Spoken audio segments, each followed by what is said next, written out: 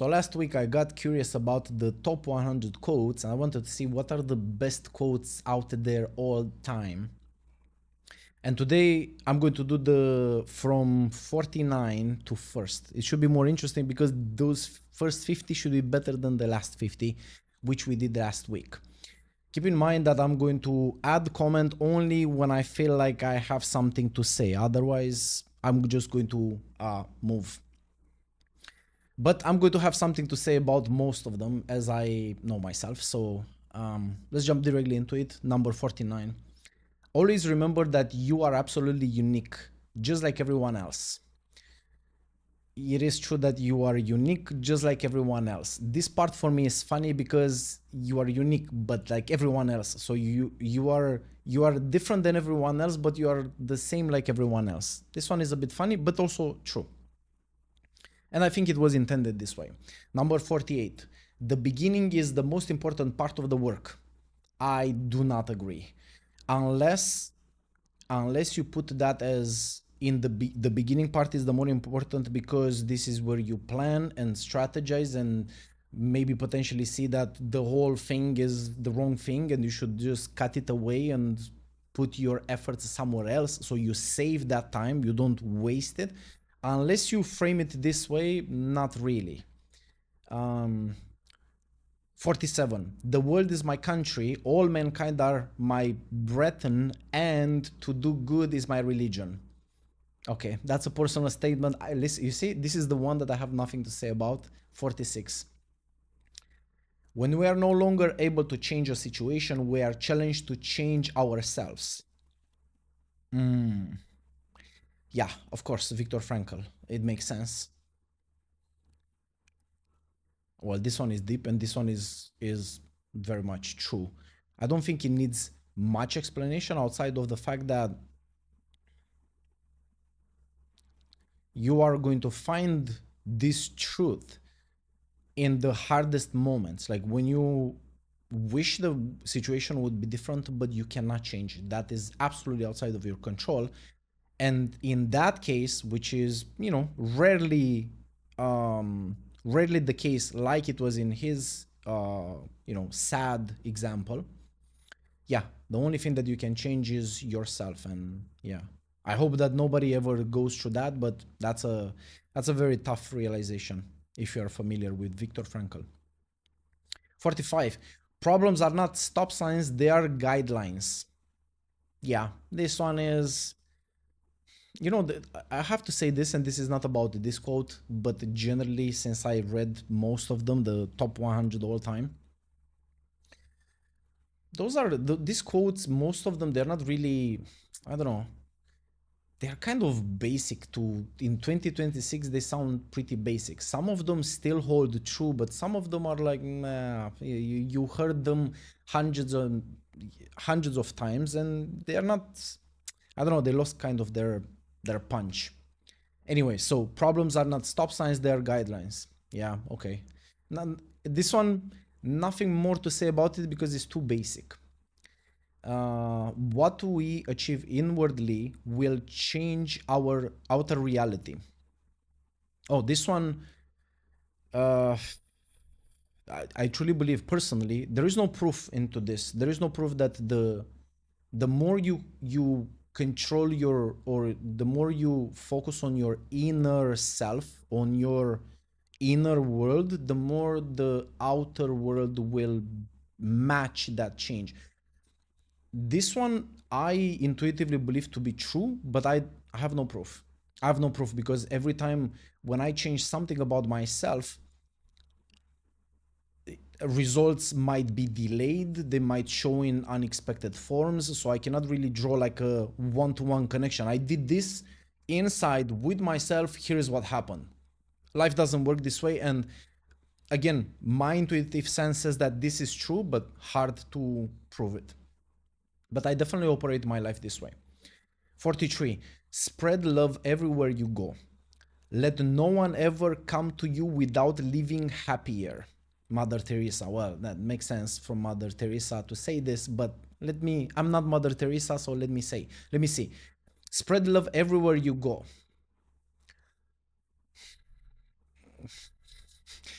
Let no one ever come to you without leaving happier. Oh God! Only Mother Teresa could say something like this, and it makes sense for her to say that. But this is not really true for the rest of us, the mortals, the mere peasants. This really doesn't apply. It's an absolute statement about a world that doesn't exist.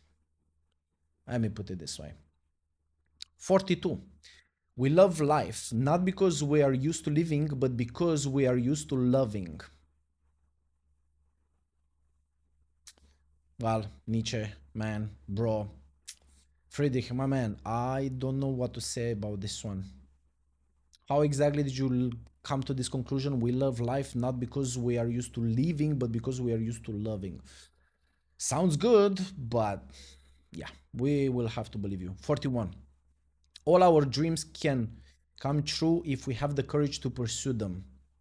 Yeah, Walt Disney. Well, if what you do is cartoons, it makes sense for you to say that all our dreams can come true if only we have the courage to pursue them. This is not true. It's just like cartoonish version of reality. And the fact that it's said by Walt Disney, it makes sense, but it's not true. Because it's not enough for you to, because the conditional here is like if we have the courage to pursue them.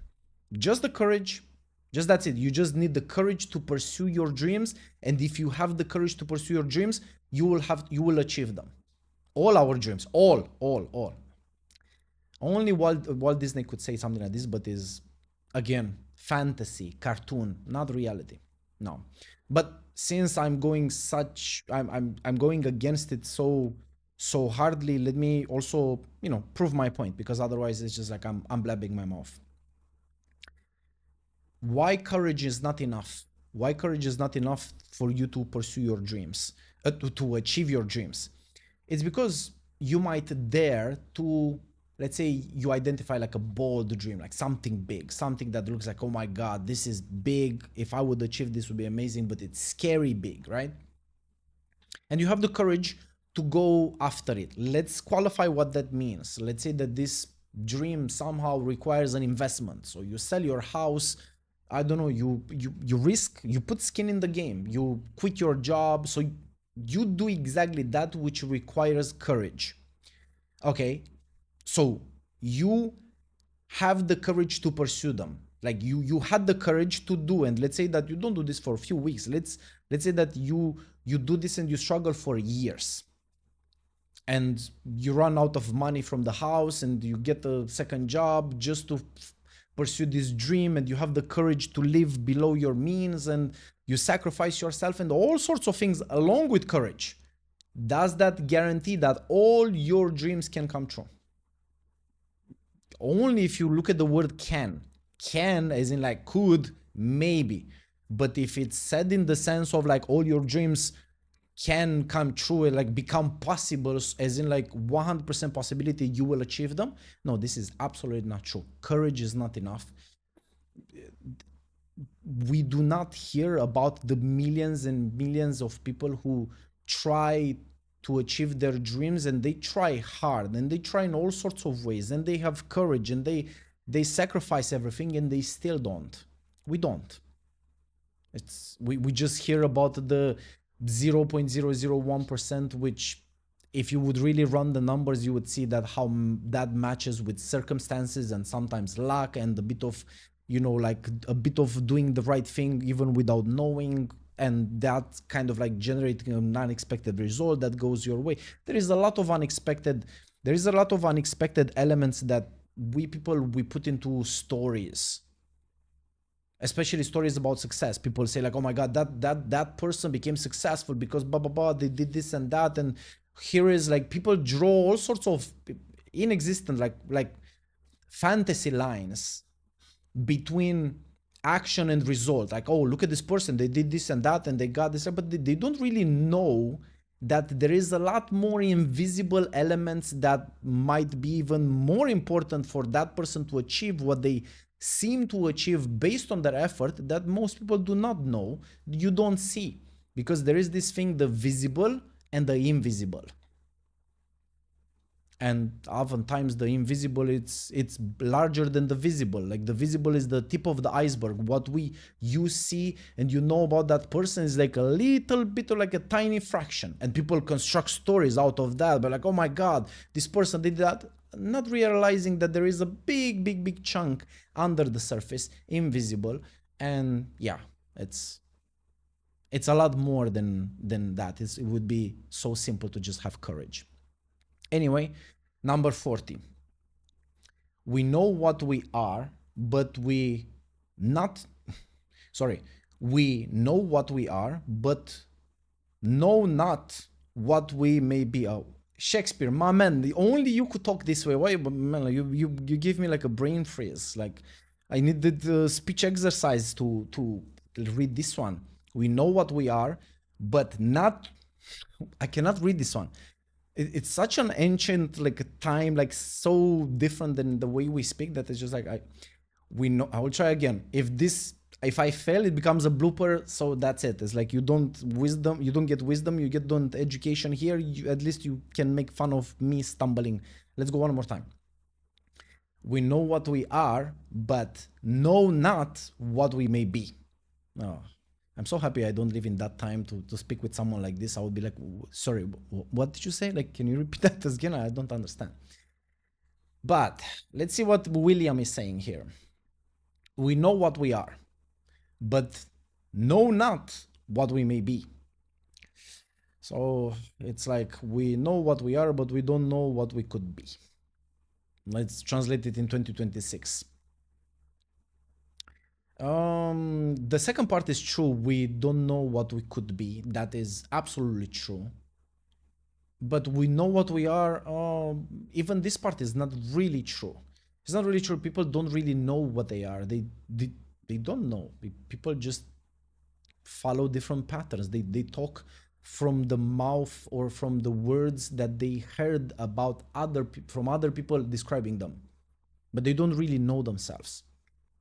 If you talk to someone, especially young, and you ask them to say things about, to describe them, to say things about themselves, to describe themselves, if you would know every other person in their life that described them at one point, mainly hint family figures like mom, dad, I don't know, older brother, older sister, whatever, grandma, grandpa, you would actually hear that the way they describe themselves is how other people describe them, but they put together what mom said here and that time and what dad said and my friend and my this and that, and they put a story and they give it to you. But does that mean that they know what they are? No, they don't know. They don't know. That's the point. They don't. And the reason, just to back up my point, because like if I go against quotes like this, some people might get offended. The reason why this is happening is because we're too distracted with our jobs and modern life and all the distractions and the social media and all the drama and the propaganda and all the things that are literally stealing your attention away from your life, from yourself. People do not have the time nor the willingness to sit down and think about themselves. Like, who am I? What do I want to be? What do I care about? Like, who am I as a person? Where am I going? What do I want to build in this life? What is life about? People do not do that. They just wake up in the morning, they go to the job, and then they work like a robot, and then come home, they watch Netflix, and they fall asleep, and they repeat day in and day out, and then they get married and have kids, and then their life is still repetitive, the same, without really proper reflection, but now it's in a different environment, and now the distraction is about something else, and then we call this life. But nobody really knows who they are because nobody really puts in the time. This is a fact. 39. It's not what you look at that matters, it's what you see. Yeah, well, this one still rings very much true. Mr. Henry David Thoreau, you are absolutely right, even in 2026. It is not what you look at that matters, is what you see. Because you see, and I'm going to make a reference to a point that I made earlier, you see how you are inside. We think that we perceive the world But in reality, we perceive ourselves. Have you noticed when you're super, super angry, everyone is kind of like against you and life is dark and things are bad and blah, blah, blah. And whatever you feel inside, you perceive outside. That's why there is a connection, which cannot really be proven like one-to-one ratio between the inner world and the outer world. And I would say personally, again, I have no proof, but this is how I guide my life, that if you really want to influence the world outside, like your circumstance, what you call your life, make sure that you start with yourself. Like self-control, personal, like self-mastery is really how you manipulate the world, you manipulate reality, you work with yourself. And that's very, it's very unintuitive or counterintuitive, and that's exactly the point. The point is that this is it's almost like an illusion. We are given the illusion that, if you want this and that, focus on this and that and you will get it. But in reality, no, you don't. Have you noticed that when people say, oh, I want to, I don't know, I want a Lamborghini. When people want a Lamborghini, the people who actually focus on the I want a Lamborghini, whoever says that, I don't know, kids these days, but they don't get it. Why they don't get it? It's because in order to get a Lamborghini, hopefully that you're going to get it in a legal way. Basically, you are going to buy it from a dealer with real money. Well, that means you have to earn the money. So then in order to have to earn the money, that means you have to be able to provide the value that then in return people pay you money and you have the money to buy the Lamborghini. So then the focus, although you want the Lamborghini, the focus should be, I want to become the person that will be financially competent and I will provide so much value that eventually one of the results is that I will have so much money that I can afford buying a Lamborghini. But have you noticed that this is not how people think about? People think on they focus on the what's sexy. They don't focus on the process. They don't focus on what's necessary. They focus on the output instead of focusing on the input. So that's why. On my previous point. 38. A single rose can be my garden, a single friend my world. It's beautiful.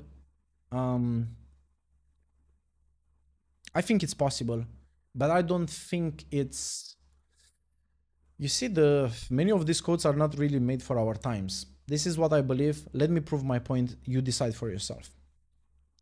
A single word can be my garden. A single rose can be my garden, in the sense that a single friend can be my world. And I don't need much. I don't need too many friends. I don't need like a big social circle in order to be happy, to be fulfilled, to be satisfied, to consider that I have good relationship, or I'm connected.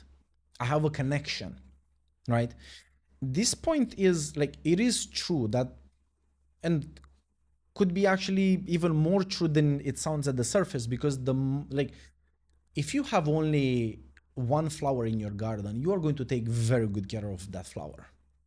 If you have like a garden that stretches on miles and miles, you'll be like, oh my God, I need to hire like a machinery. I need to hire some people. I need to buy like a machinery, some automatic water sprinklers. I don't know. And you're not going to be able to enjoy the garden. Maybe you take a walk once in a while in one side of the garden, but you're not going to enjoy the garden because it's too goddamn big. But you have one flower, and just one flower is your garden. I think you're going to definitely enjoy it and also treat it better. When you have only one real option, then that's it. You're going to treat it a lot better than if you have, your mind is like you have infinite options. And this applies to many things. Would apply in this example with the garden, but would apply also still with this example, since it says like a single friend, in relationships, of course. So like a smaller circle of friends, even if it's just like one friend, I think that is true, that it can be your world. But one caveat to this approach is this: just be careful the person that one person, that one friend, that one flower that you consider your garden, because when that goes away, and if you invest, like there are so many people invest in the wrong people, They bet on the wrong people and then they get burned, but they get burned after years of marriage with children and all sorts of things, and they get destroyed because their whole world, that's the point, their whole world disappears overnight. How many situations like a man loves a woman to like she is his greatest friend, garden, everything, and she cheats on him and disappears with his best friend. What happens to him after he made her his entire world? So just be careful. Like, I'm not saying it doesn't work, it just means like be very careful when you choose. It is possible, but only if you choose the right person. If you choose the wrong person, your whole world, just like this person says, my world will burn. Trust me. 37. Take up one idea. Make that one idea your life. Think of it. Dream of it. Live on that idea. Let the brain, muscle, nerves, every part of your body be full of that idea and just leave every other idea alone. This is the way to success. Yeah, I agree. It's definitely a way to say, once you commit to like you have an idea that is really good, that you can bet your life on it, you should definitely actively say no to everything else, because everything else will still try to take your attention away.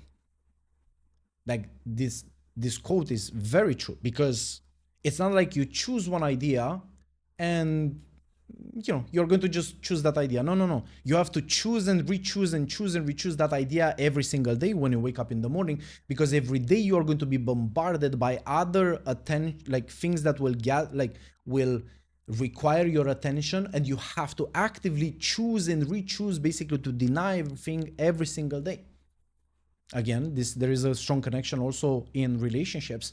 In love, for example, you have to choose and re-choose the same person every single day, meaning you are going to be presented with opportunities to be with someone else. Maybe a better person comes along, but you have to re-choose. No, that's a commitment. It's a commitment forever, and in that case it doesn't matter. It just doesn't matter. But how many people are really capable of that? Not just to say it, but capable in action. I've never met even one, but let's just hope they exist. 36. Friends show their love in times of trouble, not in happiness. I agree. I agree, because in times of happiness from friends, you're not going to see their love. You're going to see playfulness. You're going to see good vibes, good energy, but their love, like how much they love you, you're going to see them when you actually need something, when you're in trouble. That's when you will see them. And yeah, pay attention when that happens. Pay attention. You will see who shows up and who doesn't. Uh, it's really important, and most people actually miss this. They think like, oh, I have my friends for 10 years, we know each other since high school, and this is my best friend. Like, really? How many times did you need this person for something when no one else would show up and they did? Like, if you didn't, you don't know if they're good friends. You really don't know. You have Netflix buddies, that's it. 35. You don't choose your family. They are God's gift to you as you are to them. Yeah, but sometimes here is what I found funny. It's like the word gift, because I am familiar with plenty of families, and there are stories of families and people inside families that would not necessarily qualify as their family members as a gift. I would just leave it to that. Like sometimes people say like, oh my God, you can choose your friends, but you cannot choose your family. And they say this in a way like, oh God, why, why do I have this burden? It's not my case. I'm happy with my family, but I'm saying there are plenty of people who are not happy with their families, and they would not definitely say like, oh, it's a gift. 34. Life is not a problem to be solved, but a reality to be experienced. Yeah, I agree with the first part more The, this is one of those that it's really hard to prove, but it's kind of true. But in which way it's a bit. Life is not. Let's just break it into parts because it's interesting. Life is not a problem to be solved. Yeah, well, definitely life itself is not a problem to be solved. That was never in question. Because you're talking about life, you're not talking about your problems inside of that life. So life definitely is not a problem to be solved, that's for sure. But the reality to be experienced, yes, I agree that it has to be experienced. Um, and the beauty about life is that you cannot not experience it. Even if you don't want to do anything, you're still experiencing not doing anything. That's the beauty. 33. Life isn't about so many quotes about life. Life isn't about finding yourself. Life is about creating yourself. George Bernard Shaw. Yeah, well, pretty straight, bro. Life isn't about finding yourself, it's about creating yourself. Let's not make fun of this quote. Don't make fun of this quote because it's true. And I want to take it seriously because it's absolutely true and it demands respect, for real. So many people think that, oh, I need to find myself. As if like the self is like a fixed thing, like a fixed point in your experience, in your existence that you have to find. Where is me?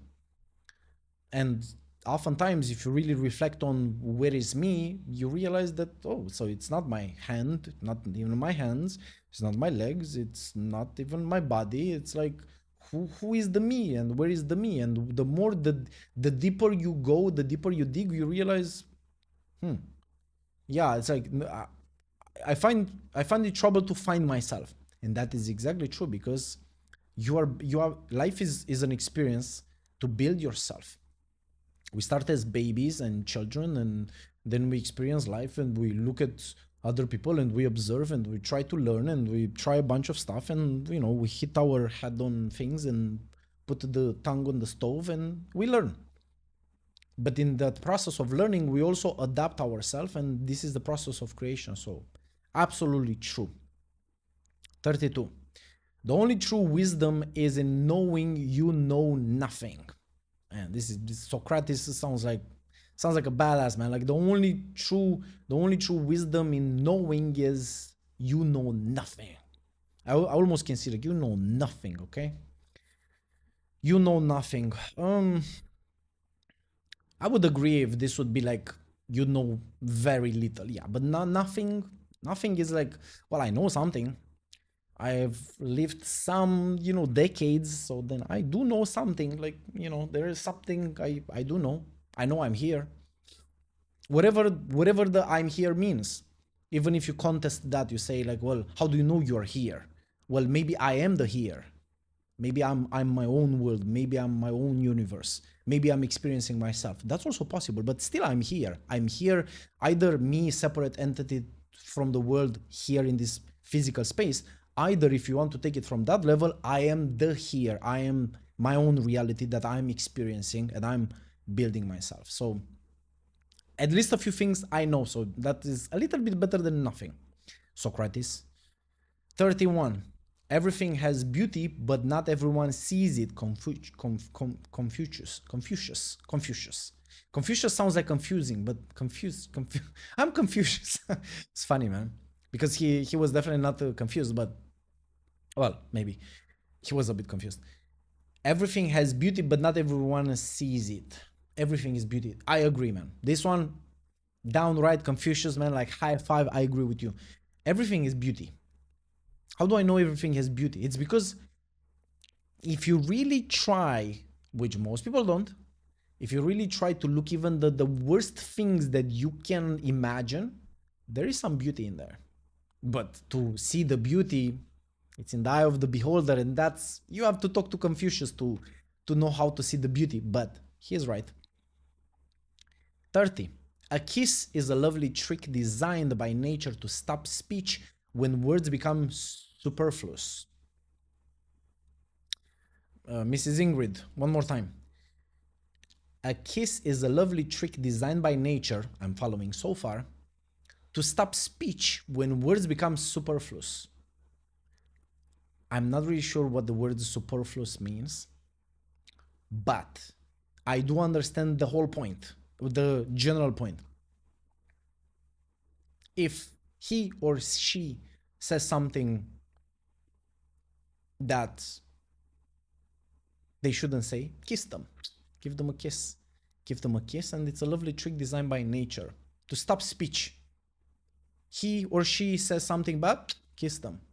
That's a good one. I like it. 29. For it was not in my ear you whispered, but into my heart. It was not my lips you kissed, but my soul. Who is this Judy Garland? For it sounds good. I'm not sure exactly what Judy is talking about, but it sounds good, and I'm not sure exactly why this is a top 100 quotes of all time, but I'll read it one more time because it sounds good. I swear it sounds good. For it was not into my ear you whispered, but into my heart. It was not my lips you kissed, but my soul. Who, Judy, who kissed your soul? Who whispered in your heart? We want to know. It sounds good, but that's all I got. I don't know who she's talking about, but my god, that's good. 28. If you live to be 100, I want to live to be 100 minus 1 day, so I never have to live without you. Huh. It's beautiful. I guess this is a story of love, and this person is so much in love with the other person that wants to live the most of how much the other person that they are in love with, like if they would live 100, I want to live 100 minus 1 day. Why not minus 1 minute? I don't know, but okay, we get the point. This person is very much in love and wants to spend the rest of their life with the other person, which we don't know. Maybe it's actually Judy. Maybe like Judy. Maybe these people are Judy and A.A. Mile. Maybe they were actually conversating between quotes. I don't know. But it seems like there is some love in there, which is beautiful. 27.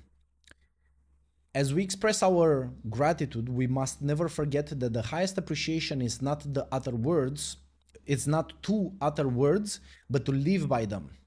John F. Kennedy. As we express our gratitude, we must never forget that the highest appreciation is not to utter words, but to live by them. Yeah, well, pretty simple. It's a pretty big way to say something very simple. Let's do more, or let's act on our words. Simply put. And agreed. 26. Life's most persistent and urgent question is, what are you doing for others?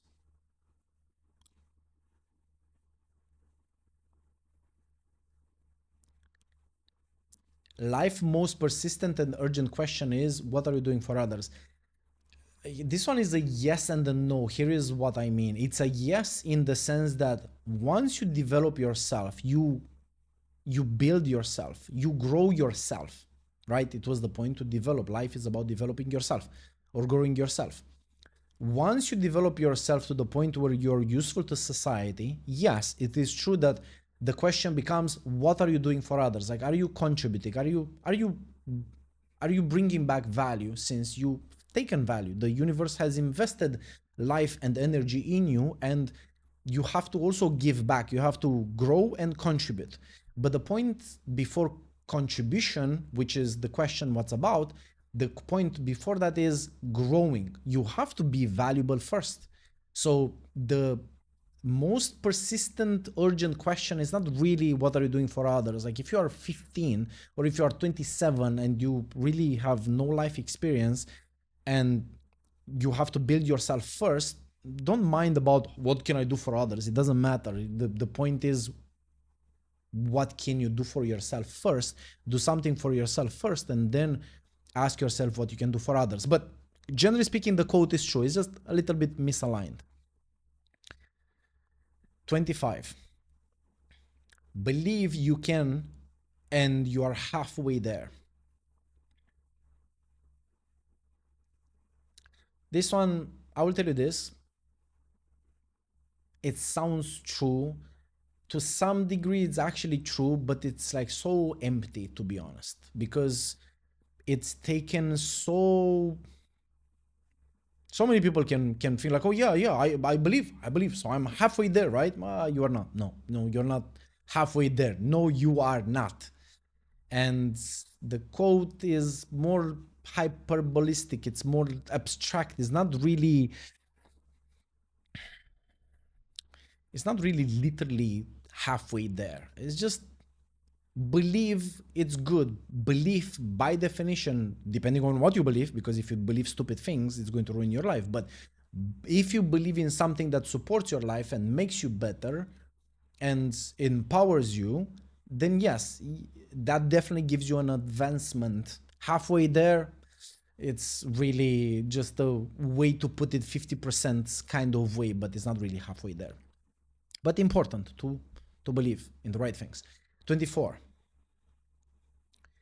Happiness resides not in possessions and not in gold. Happiness dwells in the soul. Definitely. This one is, it's funny. Who said this? Democritus.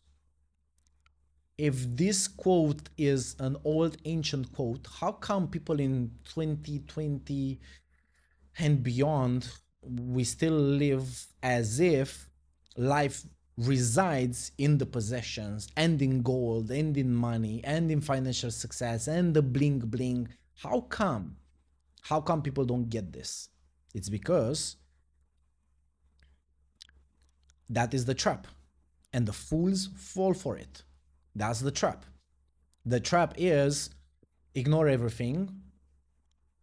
You can even do the wrong things, cut corners, cheat, lie, steal, become rich, corrupt, but rich, and then that will make you happy. And then people do all of that, and then eventually they realize that they're not happy. And I'm not saying, by the way, be very careful, I'm not saying if you're rich, you are corrupt. No, I'm not saying that. I'm not also saying that if you're rich, you are not happy. No, I'm just saying depends on how you get rich. Depends on how you get rich. Because you can get rich by providing genuine value, or you can get rich by stealing. You can still get rich. But it's a different type. It's a different type, and it's not going to be the same feeling. It's an empty one. Shallow, empty. Don't do that. 23. The pessimist complains about the wind.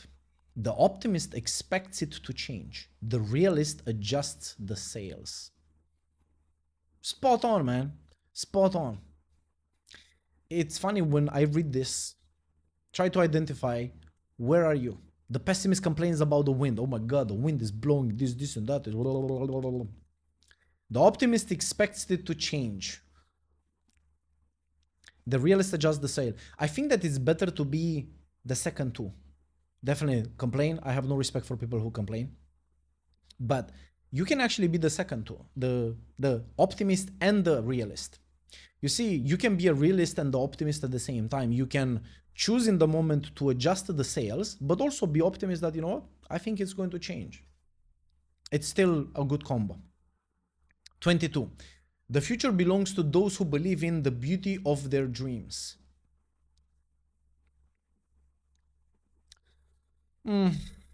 It's kind of like wishy-washy, this one, sorry.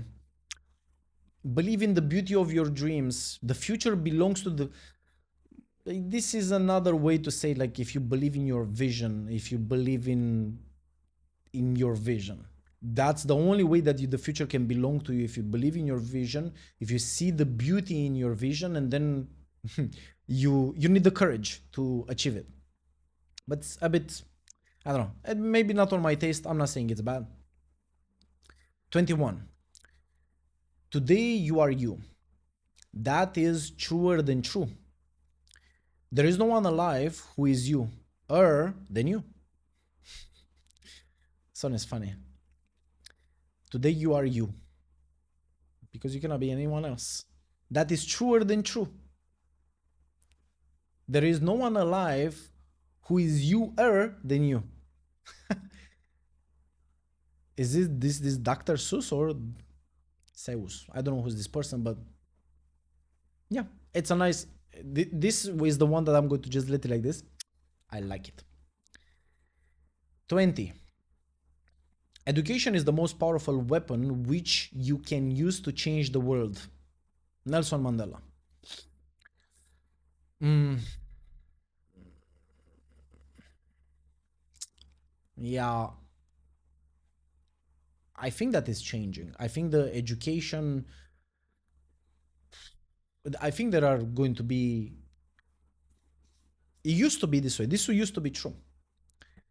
But less and less education is going to be the most, that's the key, the most powerful weapon which can be used to change the world. There will be more powerful weapons than education.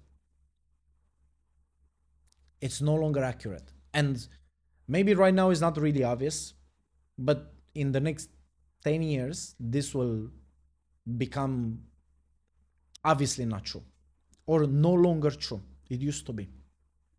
19. Change your thoughts and you change your world. Absolutely true.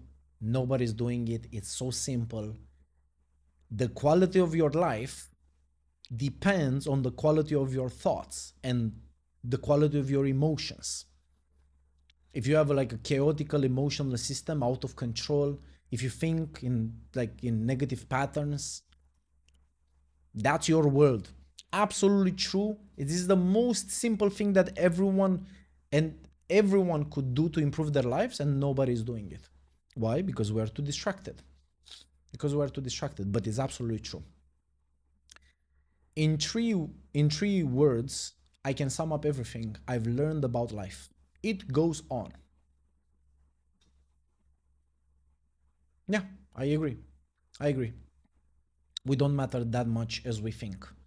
And we tend to believe that, we're not going to be forgotten, that we have a legacy. And in reality, all of it is going to be forgotten.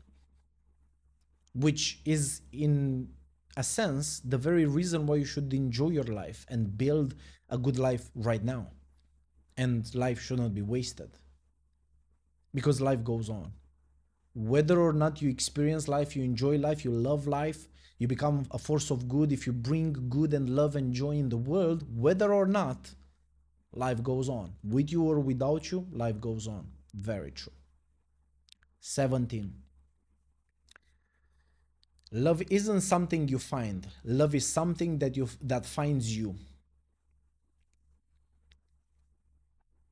It's one of those quotes that I'm like, maybe. Maybe, Loretta. I don't know.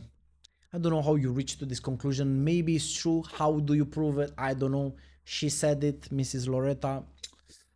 I hope that love will find me as well.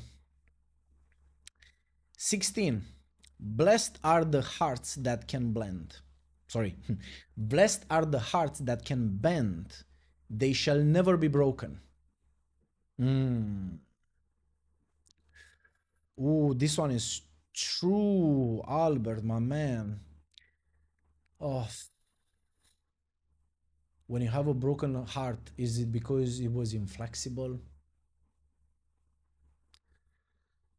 But yeah, it's true. Oh God, this one is painful. To be honest, it's painful because, well, if you ever got your heart broken, it's painful, and it's more than painful. Not just like, oh, I hurt my pinky toe, so it's painful. But it's painful as in like you feel like your world is ending and you are ending. But for people who went through this successfully and they didn't let that to break them, like, you can break my heart, but you cannot break me as a person, because I'm not my heart. I'm more than that. For people who gone through that, everyone I think knows that it's in the inflexibility, like not being able to see things or to be flexible, to play, to dance with life, with love, that eventually results in you getting your heart broken. And of course, it's not because your heart is the problem and you are inflexible. Also, meeting the right person will definitely play a role. but he said it very nicely. Blessed are the hearts that can bend. To be honest, I think he is not one of them, because he looks like he is talking about some other people, not me. I get that. I get that. But I think it's true. I think it's true. I think it's true. But again, how would I prove that it's your inflexibility that led to your heart being broken? It could be true. It could be true, because when we get our heart broken, it's because we have some sort of expectation that it's not true. We live in like in a fantasy land. We project a fantasy onto the other person, and then reality, when true reality of the who the person really is comes and slap you over the face, and you get your heart broken because, I don't know, this person cheated on you or do something that is totally unexpected and you just didn't imagine. It's because you didn't want to see reality. Your view, not really heart, but your view was fixed. You decided who this person is without really seeing the flags, the red flags, seeing what they have been showing you for a long time. And in that sense, yeah, it looks like there is an element of inflexibility in there, to be honest. I agree. And the opposite of inflexibility is exactly this. Yeah. 15. Do all things with love. Nice. I agree. This one I agree. It's actually possible to do as much as you can with love. I love this one. It's good.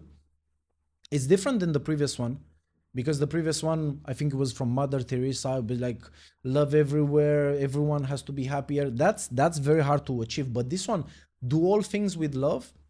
Yeah, well, except if you punch someone in the face, I think that's a bit difficult to do it with love. I don't know, maybe. But generally speaking, if you build something in your everyday, if you have a job and you work, you engage with family, do things with love, because love is like, why are we here? Why are we here? Like, love is definitely an answer to that. Well, maybe we should spread love, we should be good to each other, we should build good things, and we should make the world better. The world that we arrive in should be better when we go out. So that's definitely, love would help with that. 14. Oh my god, we are approaching top 10. I love this. 14. No one can guarantee success in war, but only deserve it. Ah, Mr. Churchill, of course. No one can guarantee success in war, but only deserve it. Yes, okay. You know what? I don't want to talk about the war, because recently things happen and the world is on fire. So I just want to maintain my good mojo. 13. I will not follow where the path may lead, but I will go where there is no path, and I will leave a trail. Yeah, this is for people who dare to be different, people who dare to try new things, to do things in a different way, and go away from the beaten path. Like, don't they don't want to do things exactly how other people have done it. For some people, this is actually very good. 12. Love is composed of a single soul inhabiting two bodies. Hmm? Love is composed of a single soul inhabiting two bodies. Aristotle. Oh god, I have to be careful what I say, because it's Aristotle. Like, it's. Love is composed of a single soul inhabiting two bodies.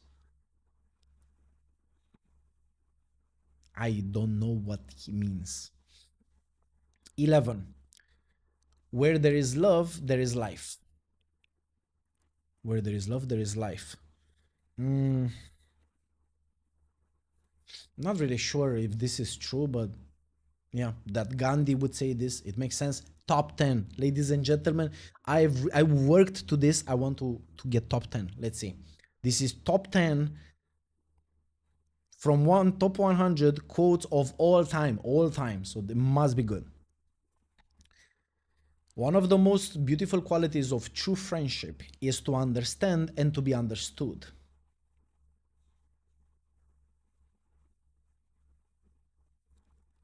I think there are other beautiful qualities. The most, I think there are even more beautiful qualities of true friendship than to understand and be understood. That is kind of like basic, I would say. But okay, so let me provide something. What would be a more beautiful quality of true friendship?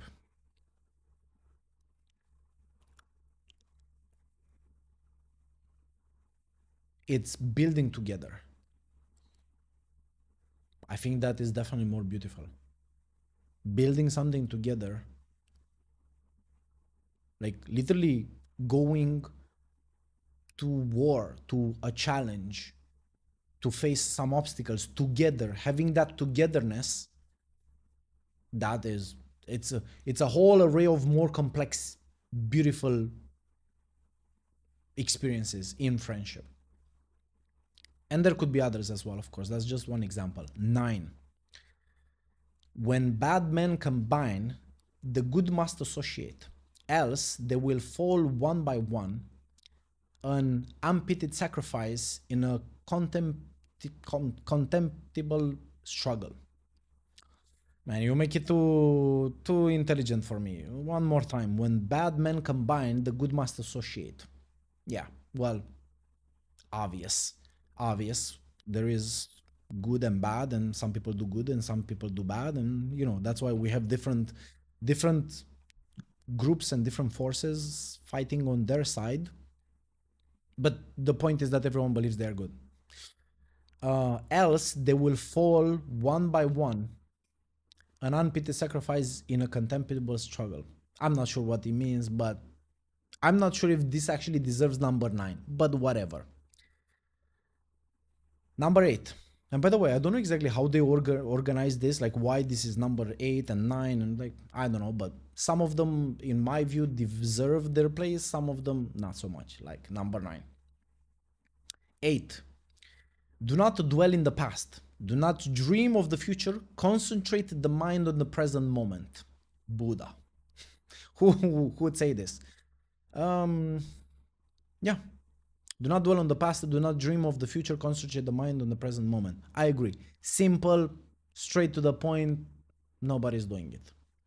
7. But I don't want to like, I'm not dismissing of it. It's true, but it's this. The reason I'm moving quickly is because it has been said so many times under so many different forms, and nobody is doing anything about it. And I'm like, it's almost like you get tired of hearing something that nobody cares about. 7. But I'm not saying it's not true. 7. Don't judge each day by the harvest you reap, but by the seeds that you plant. Yes, I agree. Because the future is built today. The future is built now. So yeah. Like, don't look at the results. Don't look at how much did you make today. Look at how much you build today. I agree. 6. Nothing is impossible. The word itself say I'm impossible. Impossible. Yeah. Nothing is impossible. The word itself says it. It's like a word play. The word impossible. And they put like an apostrophe here and the space and impossible. I'm possible. Yeah, correct. Nothing is impossible. Okay. I guess the top 10 made the most popular ones. I expected something with more punch, but I get the ones that I heard like thousands of times, which makes sense actually. I don't know why I'm surprised. I'm in the wrong here. 5. Find a place inside where there is joy, and the joy will burn out the pain. Find a place inside where there is joy, and the joy will burn out the pain. Yeah, I think it's a good way to deal with pain if you can connect with joy. In my life I did this multiple times. I've experienced it myself, and definitely dealing with pain, there is some sort of element of joy in dealing with pain. And joy, definitely, if you can find it in moments like that, although it's hard, it definitely can help you out to burn out the pain. Number 4. Do I still have time? Yes. Try to be a rainbow in someone else's cloud. Yeah. Straight to the point. Be good to other people, be compassionate to other people, bring good joy, bring love, bring something, make someone else's day better. Yeah.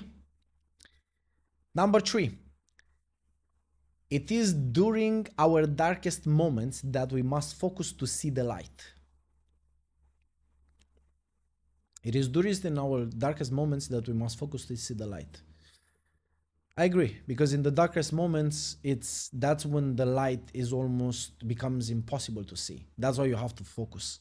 It is true that in the darkest moments, that's the point. It's a dark moment. It's like a dark moment is the absence of light. And for you to see the light, because the light is still there, you have to really, really have to focus. I agree. I never wish this on anyone to actually discover that this is true in the actual moment, because that's also very painful. I went through this a few times in my life. But it's beautiful. At the end of it, once you find the light in your darkest moment, is one of the most transformative moments in your life. And eventually, it's beauty. So eventually, in the darkest moment, let me put it this way, in the darkest moments, you have to focus in order to find the light. And I will add this, once you find the light, there is beauty. There is beauty and love into that. That's what I found. 2, keep love in your heart. A life without it is like a sunset garden when the flowers are dead. Yeah. We should keep love in our heart all the time. I agree. I agree. Even when it's hard, even when it's difficult, because life will throw at you multiple moments when it's hard to keep the love inside, because you are going to be attacked, you are going to be misinterpreted, you are going to be unfairly treated, and that is when it's difficult to keep the love in your heart. But it doesn't have to, like, if you have an enemy, let's say, like someone like attacking you, I don't know, someone wants you bad, right, wants to do you harm, it doesn't mean you have to love the person. You can just have compassion towards the person, but you can love the whole experience. You can love the fact that you are here, and good or bad is just an experience. And sometimes it's more pleasant, sometimes it's less pleasant, sometimes it's really, really good and exciting, and sometimes it's really, really bad and depressing. And you can really love the whole spectrum. That's what you can keep the love in the heart. At least for me, this is something that helps me to keep love in my heart. A life without it is like a sunset, like a sunless garden when the flowers are dead. Yes, I agree with that. And ladies and gentlemen, this is number one. Oh my God, I worked 2 episodes on this just to find, but trust me, I had fun. So I really want to see what is the first one from 100 quotes of all time. Let's see. I hope it's good. I hope I don't get disappointed, because some of them were not really good, but here it goes. Number 1. Ta-da-da-da. The best and most beautiful things in the world cannot be seen or even touched. They must be felt with the heart. Pam, pam, pam, pam.